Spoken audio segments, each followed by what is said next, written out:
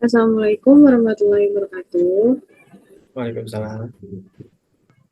Kami dari kelompok 2, kelas S6M, ingin mempresentasikan hasil proyek dari kelompok kami dengan judul Perancangan Inventory Gudang Berbasis Desktop untuk memenuhi tugas UAS pemrograman visual dengan dosen pengampu Bapak Imam Himawan MKOM.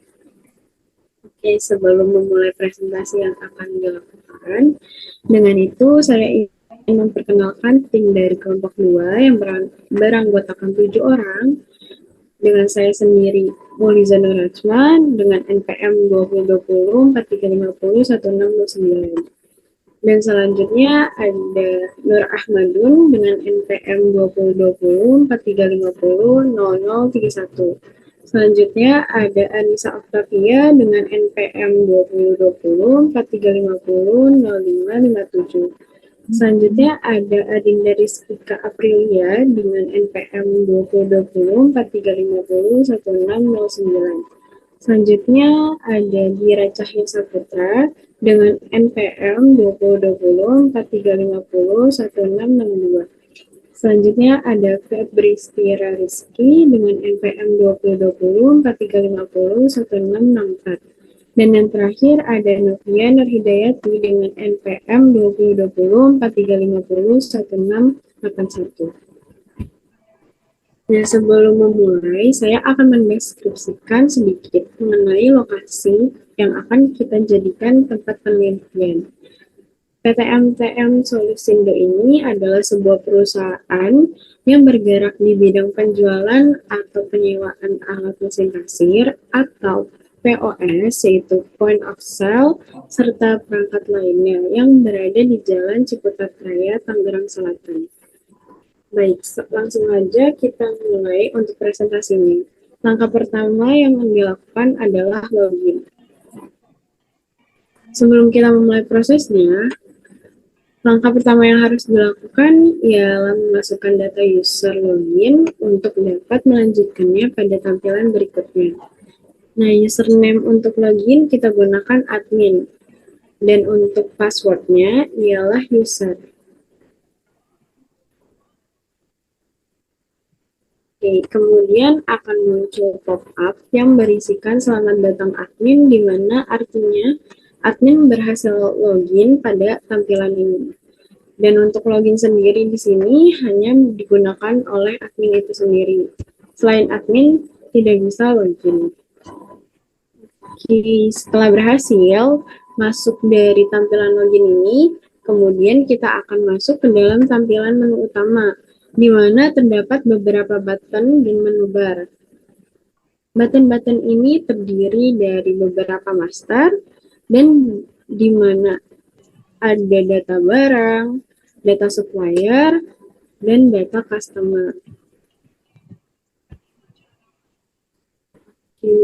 Dan juga ada beberapa transaksi di sini yang terdiri dari transaksi barang masuk, transaksi barang keluar, dan transaksi pengembalian barang. Nah, fungsi button-button di sini bertujuan untuk mempercepat jalannya transaksi yang akan dilakukan. Nah, sama halnya pada menu bar, juga terdapat menu master, menu transaksi, dan menu laporan. Untuk menu-menu ini ada beberapa menu item yang sama dengan button pada sisi kiri isi yang ada pada tampilan. Nah, pertama di sini ada menu bar master. Oke, di sini terdapat menu item, data barang, data supplier, dan data customer. Nah, yang kedua ada menu bar transaksi. Terdapat juga menu item, yaitu transaksi barang masuk, transaksi barang keluar, dan transaksi pengembalian barang. Nah, yang ketiga di sini ada menu bar laporan.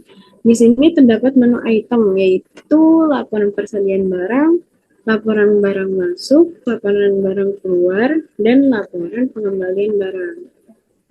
Oke, selanjutnya kita mencoba tampilan master. Yang pertama yaitu adalah master data barang. Selanjutnya akan dilanjutkan oleh Adinda Rizkika. Ya, selanjutnya pada tampilan data barang berisikan from yang digunakan untuk menambah data, mengubah data, dan menghapus data. Untuk from data barang terdapat kode barang, nama barang, kategori, quantity, dan satuan. Terdapat juga tabel data yang berisikan data barang yang terdapat dalam persediaan barang. Proses pertama yang akan dilakukan penyimpanan data. Untuk field pertama sudah terdapat kode barang yang otomatis tersedia di mana akan digunakan untuk kode barang yang akan ditambah. Selanjutnya kita akan melengkapi setiap field yang ada pada form yang tersedia. Untuk nama barang, kita isi dengan barang E.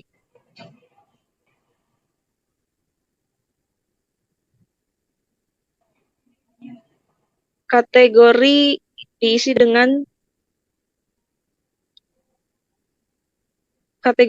dengan scanner.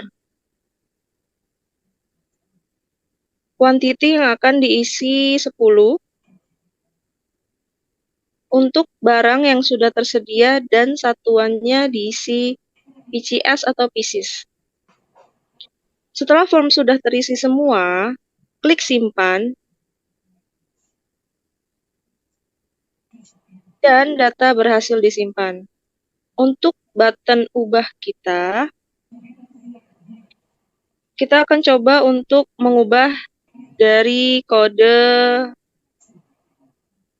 barang B004. Kita akan ubah pada bagian quantity barang.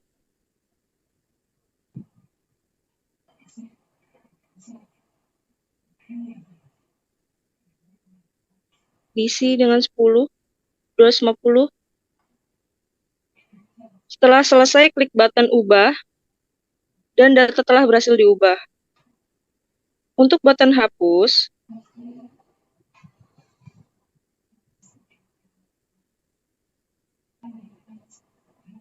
hapus, kita akan coba hapus pada kode B004. Setelah selesai, klik button hapus dan data telah berhasil dihapus. Klik button cari. Kita akan coba mencari memakai nama barang B005.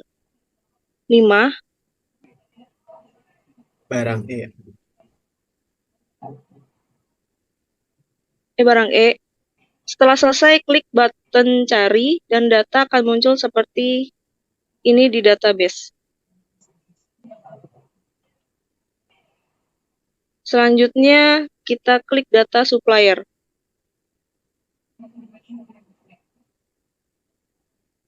Tampilan data supplier berisikan from yang digunakan untuk menambah data, mengubah data, dan menghapus data.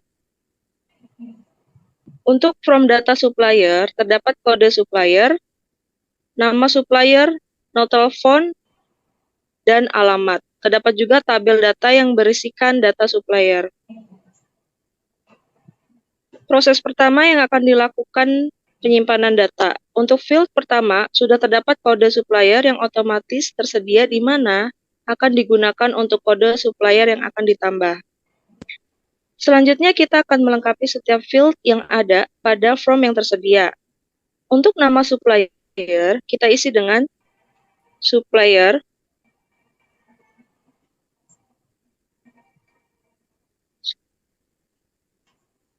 kemudian nomor telepon,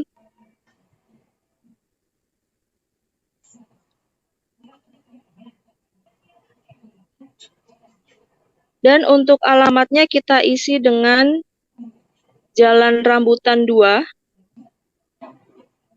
Oke. Nomor 32, Jakarta Selatan.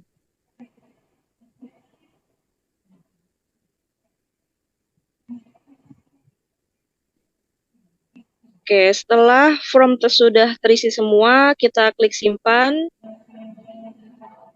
dan data berhasil disimpan. Kemudian untuk button ubah.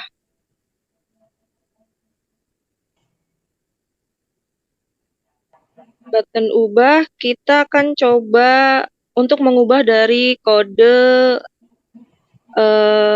S001, kita akan ubah pada bagian alamat.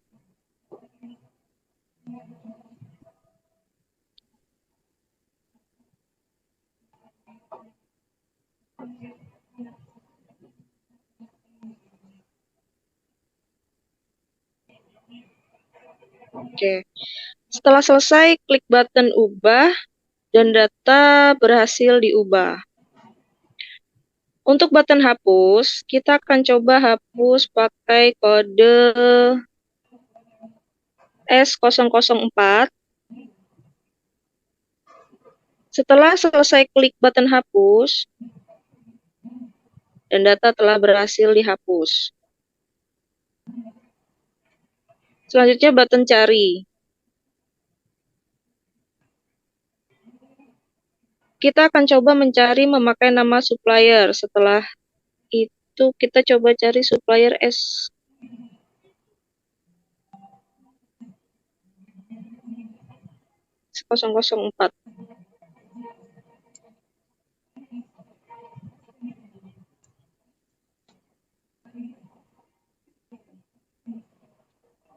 Setelah selesai, klik button cari dan data akan muncul seperti ini di data tabel.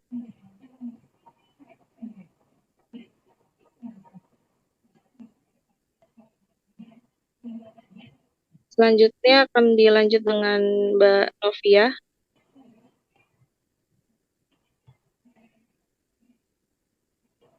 Baik, langkah selanjutnya data customer atau data pelanggan. Tampilan data customer berisikan form yang digunakan untuk menambah data, mengubah data, dan menghapus data. Untuk form data customer, terdapat kode customer atau kode pelanggan, nama pelanggan, nomor telepon, alamat, dan terdapat juga tabel data yang berisikan data customer. Proses pertama yang akan dilakukan, penyimpanan data. Untuk field pertama, sudah terdapat kode customer yang otomatis tersedia, di mana akan digunakan untuk kode customer yang akan ditambah. Selanjutnya, kita akan melengkapi setiap field yang ada pada form yang tersedia. Untuk nama customer, kita isi dengan pelanggan D. Pelanggan D, oke. Terus kemudian nomor telepon, di sini kita bisa isi dengan nomor 0822 1173072770. Dan untuk alamatnya kita isi dengan Jalan Mualim 3, Cibubur, Jakarta Timur.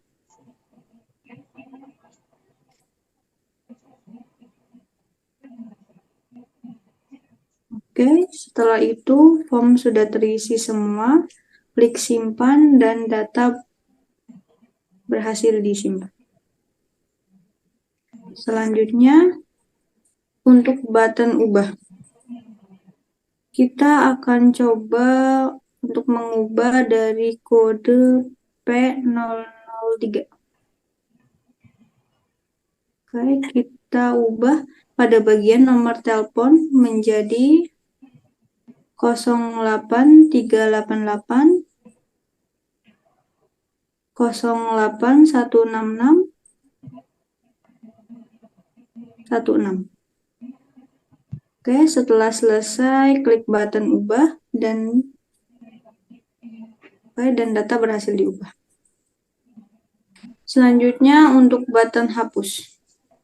Kita akan coba hapus pada kode P003.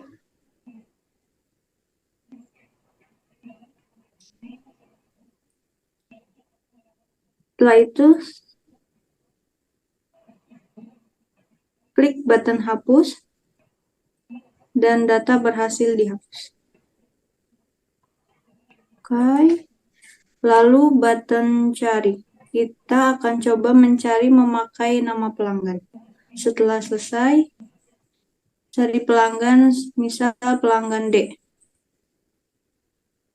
Oke, setelah selesai, klik button cari, dan data akan muncul seperti ini di data tabel. Oke, selanjutnya transaksi barang masuk.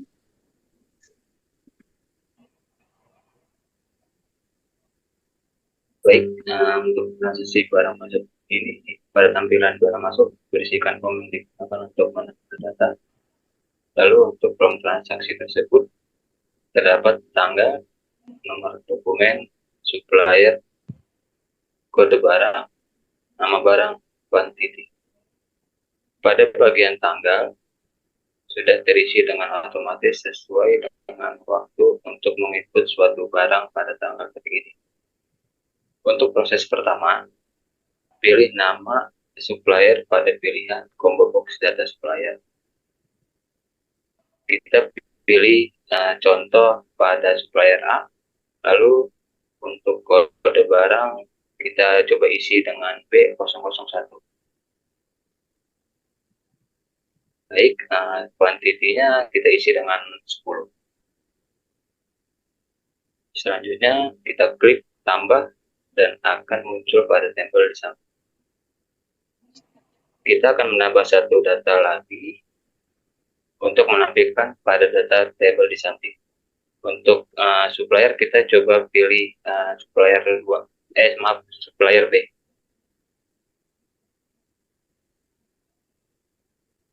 Baik, untuk kode barangnya kita coba isi B003. Lalu untuk kuantitinya kita isi dengan angka 30.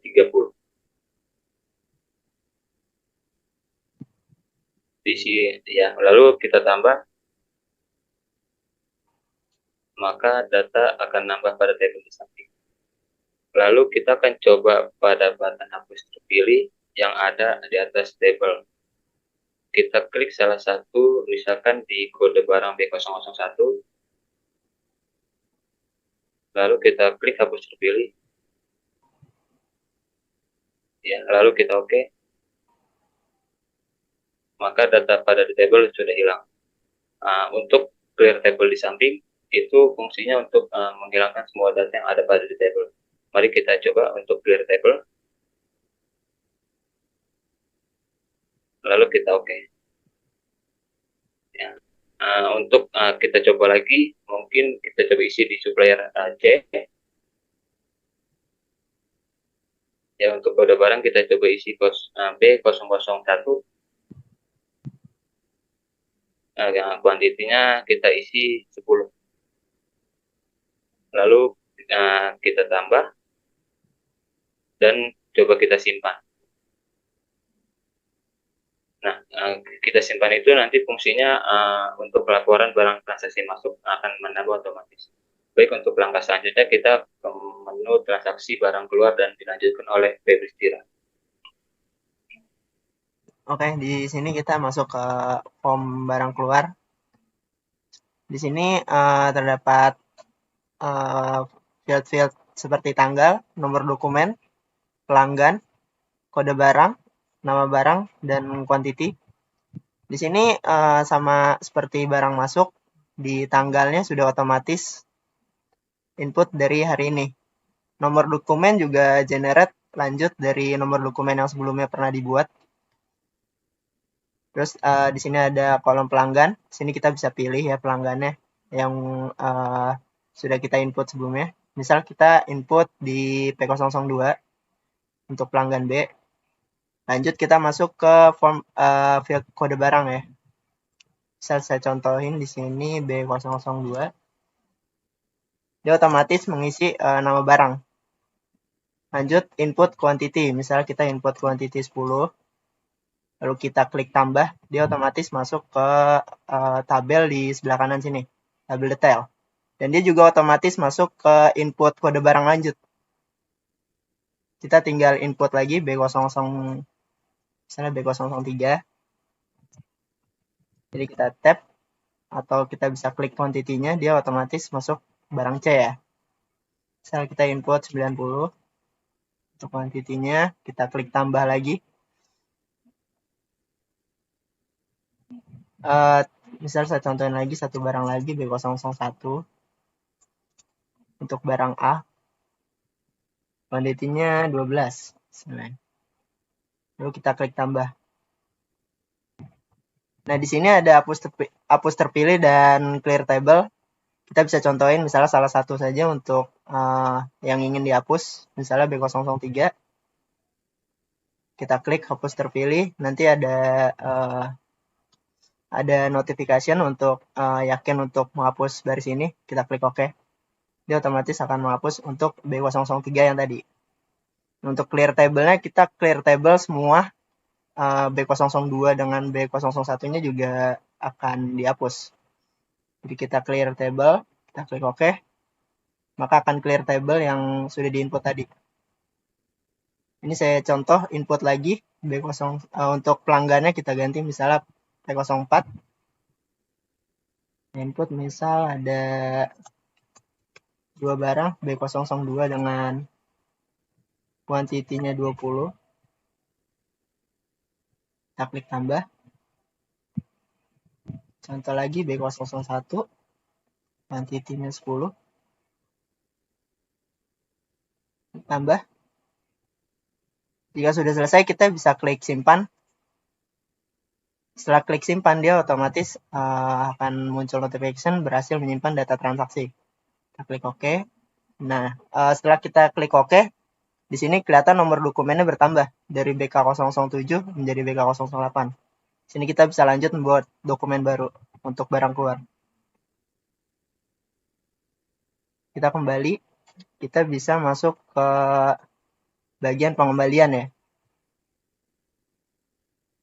Sini ada pengembalian untuk pengembalian barang. Di sini juga sama, ada tanggal, nomor dokumen, supplier, pelanggan, kode barang, nama barang, sama quantity. Di sini untuk tanggal juga otomatis ambil dari hari ini.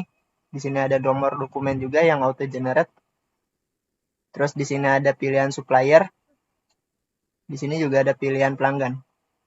Misal kita contoh pilih supplier dulu di supplier 2. Sini juga kita bisa pilih pelanggannya. Pelanggan 1. Untuk pelanggan 2, kita bisa input kode barangnya. Misalnya B002. Kita masukin kuantitinya 80 atau 10 deh. Untuk pengembalian barangnya kita bisa klik tambah. Dia otomatis akan masuk di tabel yang ada di samping sini. Contoh B003 juga. Ini ada 10 atau ada 1 yang dikembalikan. Klik tambah. Terus di sini kita bisa pilih ya, hapus terpilih. Misal kita B003 mau kita hapus ya. Kita klik hapus terpilih, akan muncul notifikasi, kita klik OK. Dia akan terhapus. Untuk clear table juga kita bisa nge-clear table-nya. Kita klik OK lagi untuk hapus semua table yang di sini. Misal kita contoh untuk pengembalian barang lagi, masuk di B002. Untuk quantity-nya 2. Klik tambah. Lalu B003 misalnya ya. Untuk quantity-nya 3. Kita klik tambah, lalu kita bisa simpan untuk membuat dokumennya, pengembalian barang ya. Ada notification berhasil menyimpan data transaksi dan dia otomatis lanjut nomor dokumen baru. Kita bisa input lagi. Untuk selanjutnya kita bisa dilanjut oleh Kanisa ya, laporannya.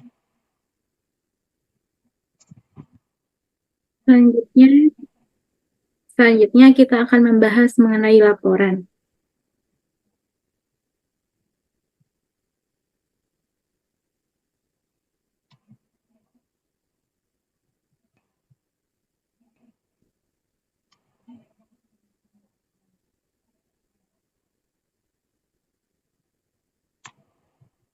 Untuk mengenai laporan pertama, kita akan ke menu bar laporan, dan kita pilih menu laporan persediaan barang.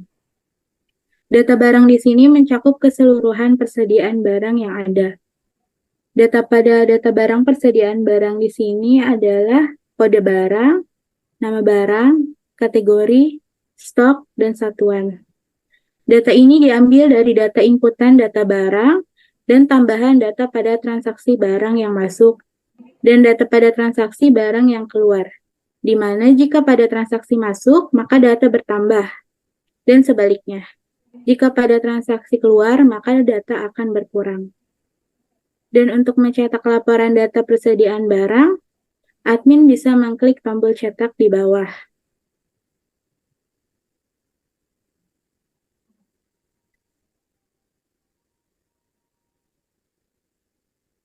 Dan ini adalah tampilan keluaran dari laporan data barang yang sudah berisikan kop surat dan mengetahui admin yang sesuai.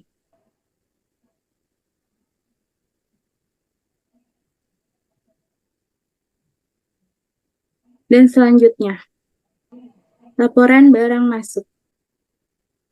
Masih pada menu laporan yang ada pada menu utama ini, ialah menu laporan barang masuk.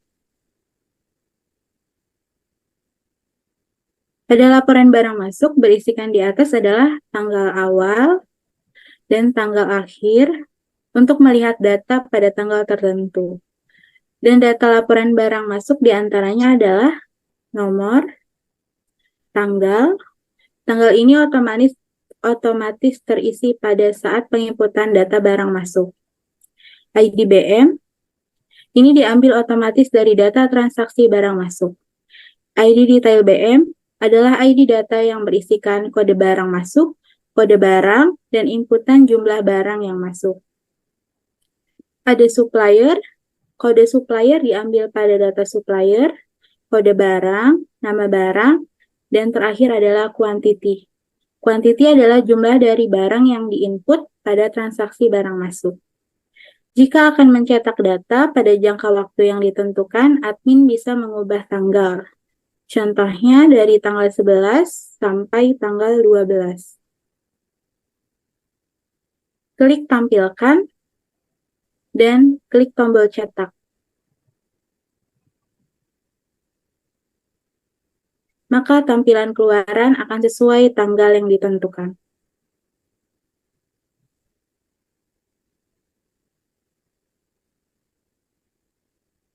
Selanjutnya, laporan barang keluar. Baik, untuk laporan barang keluar, sini masih pada menu laporan yang ada pada menu utama. Ini adalah laporan barang keluar. Pada laporan barang keluar berisikan di atas adalah tanggal awal dan tanggal akhir untuk melihat data pada tanggal tertentu. Dan data laporan barang keluar diantaranya ada nomor, tanggal ini berisi pada saat penginputan barang masuk. Lalu ada ID barang keluar, ID detail barang keluar, lalu ada pelanggan, ada kode barang, nama barang, dan kuantitinya. Jika akan mencetak data pada jangka waktu yang ditentukan, admin mengubah tanggal. Misalkan di sini saya mengambil data dari tanggal 10 hingga tanggal 11. Kemudian akan ditampilkan, dan data yang ditampilkan di sini ada 7. Kemudian saya coba cetak, dan keluarnya hasilnya ada 7 data barang keluar. Baik, selanjutnya laporan pengembalian barang. Pengembalian barang hampir mirip dengan laporan barang masuk. Masih ada tanggal awal masuk, ada dari tanggal, ada tanggal awal dan tanggal akhirnya. Di sini ada data tabel juga, nomor, tanggal, ID pengembalian barang, ID detail pengembalian barang, kode pelanggan, kode supplier, kode barang, nama barang, dan kuantitinya. Di sini kita akan coba cetak laporan pengembalian barangnya, dan untuk rentan waktunya di sini saya ngambil di tanggal 10 hingga tanggal 11. Pertama-tama kita tampilkan dulu dan tampil ada 4 data dan kita cetak, dan di sini hasil yang muncul berjumlah 4 data data laporan pengembalian barang. Baik, kemudian kembali. Sekian untuk hasil presentasi yang dilampirkan. Mohon maaf apabila ada kekurangan kata. Di sini kita semua masih belajar. Sebelumnya saya ingin pamit. Wassalamualaikum warahmatullahi wabarakatuh. Recording stopped. Waalaikumsalam. Mantap, bro. Weh. Yang edit Caha.